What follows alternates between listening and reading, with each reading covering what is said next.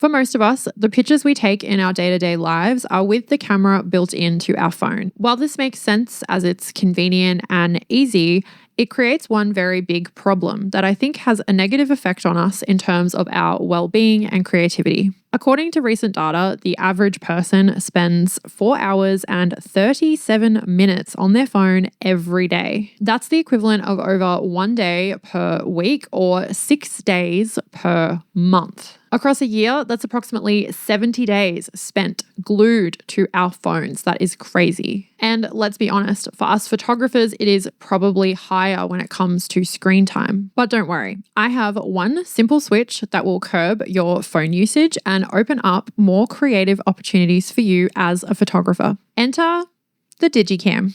I've been carrying this around with me for the last few months, and as much as possible, in lieu of taking a quick photo with my phone of, for example, my son, asking my husband to take a photo of me, documenting something in my daily life, or just a fun little composition I find in the world, I whip this out instead. And I've noticed a huge difference in how I appreciate the end result and how much fun I'm having. So in today's video, I'm going to run through 4 reasons why this or something similar to it is going to be infinitely better than your phone camera.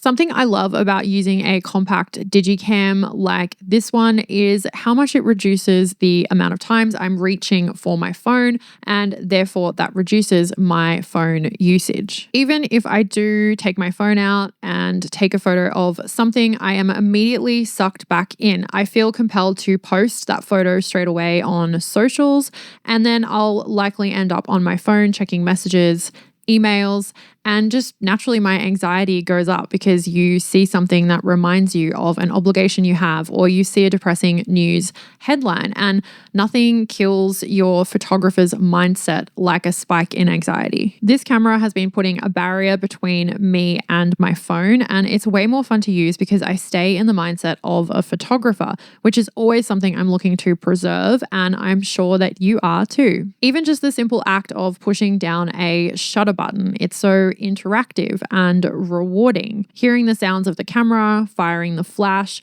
it just feels like a fuller experience when compared to phone photography. Carrying around a compact digicam like this makes a huge difference, especially when I'm out with my child, as he is seeing me interact with an actual camera. It's making him curious about this creative opportunity. It's also going to stop me from taking photos on my phone, him seeing a phone, and then him asking to, watch or play games on a phone. So it really is just a knock-on effect through our whole family that I have been noticing for the last few months. It's important that we show our children that life isn't about being on your phone, especially as photographers. It's all about, looking up, looking around, looking for those moments, and then intentionally capturing them.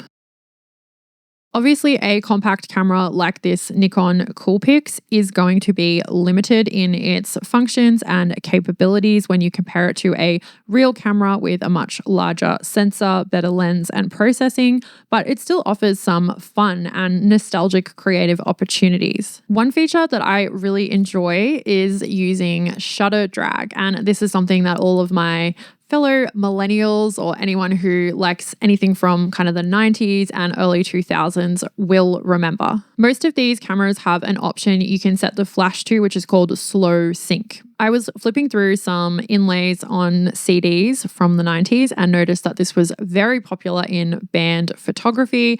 And then I was thinking back to my much younger days where you would go clubbing and then you would get like the photos afterwards. They'd be on the website of the club, I think. This sounds so funny and so far from anything that I would be thinking about right now. But all of the photos had that really cool like shutter drag look. So for me, it's really nostalgic, and I think it offers up just like a fun, creative experiment. We've had fun with this a few times. We even shot something for a brand, did a little shoot just randomly before dinner one night, and it came out really cool. Lux used shutter drag on some of the photos in this set, and it got a really great response online too. For those of you who aren't nostalgic for this look or you're unsure of what it is, let me explain. Shutter drag is a photography technique that combines a slow shutter speed with a flash to create a frozen subject and can blur other elements. Wedding photographers love doing this for photos of guests on the dance floor with pro gear, but a lot of these little digicams do the same thing in their own fun way. While it is an effect that can be overused easily, it's a creative thing to try and it gives me an instant nostalgic vibe that just reminds me of my late teens and early 20s, and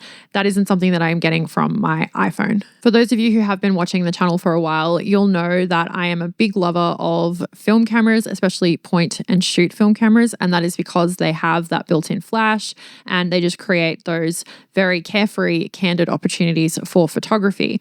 But as film climbs in price, and so does everything else at the moment, I'm not finding shooting film so fun. So the Nikon Coolpix really has taken the place of something like my Yashica T4 or another cheaper point and shoot like my SBO that I would normally have in my bag with me and just sort of rattle off shots. I find it's been filling that gap really nicely, especially this one with a CCD sensor. It has a look to it and it's not burning a hole in my pocket. For me, these compact digicams are a great way to find a sweet spot between not taking yourself too seriously as a photographer, but then not just giving in to just pulling out your phone and snapping an uninspiring, flat-looking photo on your phone. For me, it's been a much needed middle ground and something that I can kind of give to whoever I'm with. My son will easily be able to take a photo with the Nikon Coolpix. Something else that has been integrating into my life very easily this year is Acuity scheduling. If you want to take your photography career or side hustle to the next level, then you need a booking system for your clients. Acuity scheduling is an easy online booking tool that offers a full suite of features to make you look professional and allows you to easily manage your clients. Picture this, you are back and forth with a client trying to find a time that suits you both for a shoot, and you're wasting a lot of time in emails. With Acuity, you can simply send a link directly to your booking page and have them see your available times. You can even block off when you are busy and add handy things like intake forms that allow you to gather the info you need to provide the best service possible. You can change the fonts and colors as well, so it's all on brand and feels personal. It's truly an all-in-one service. It takes payments easily and links up with all the popular payment types like PayPal, Stripe, and Square. And best of all, it integrates beautifully with my Squarespace website. If you want to get serious about your services as a professional creative and improve your workflow, then I would highly recommend checking out Acuity Scheduling. If you want to learn more or check it out for yourself, head to acuityscheduling.com/Lucy Lumen for a free trial. And when you're ready to launch, use the code LucyLumen20 to save 20% off your first Acuity Scheduling subscription. I remember a while ago now watching an MKBHD video on iPhones, and he was taking photos with the new one, I think, and he was showcasing how there's a lot of computational stuff going on once you've actually pressed the button to take the photo. And you could really see that in his examples. I am not MKBHD, so I can't tell you exactly what's going on there with iPhones, but they definitely kind of look one way on the screen. And then when I look at the photo, especially for people and skin tones, it just kind of comes out weird and like not me. I think that all of that computational kind of stuff explains the iPhone look, and it's so homogenized. It's not one that I am particularly a fan of, which is why I have been trying so hard to shift more towards the digicam life. Who knows though, maybe my 4-year-old in like 25 years will be nostalgic for the current iPhone look, the same way we have all been nostalgic for film, and now I'm being nostalgic for a digicam. But right now in 2025, I can confidently say that the look I get from my iPhone is not one that is moving me or making me want to take more photos. Another thing I'd like to add is that a lot of people cite their phone as the perfect EDC, and I totally get that.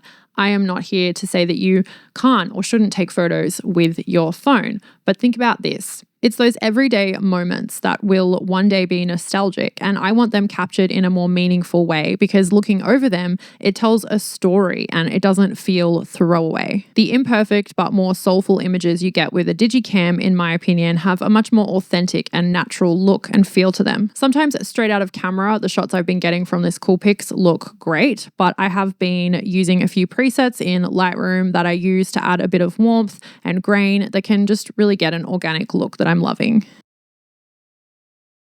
I would argue that a lot of the reason why people struggle to get any kind of attention or traction on their photos is because photography generally has become so homogenized. The cool thing about a lot of these digicam models is they often have their own look, each producing something slightly different when it comes to color rendition. This means if you are wanting to cultivate your own aesthetic, you absolutely can. A very popular example of this would be the pop star phenomenon Dua Lipa, who uses a digicam and she uses it very successfully. She has created a look that in our household we call the Dua look. She's using flash in the daytime and it gives this blown out, just, very trademark Dua look. And I love that as somebody who obviously has access to so many things. And yes, she does also own a Contax T2. I love that she is embracing the digicam and bothering to craft her feed and her life and capture it on something like that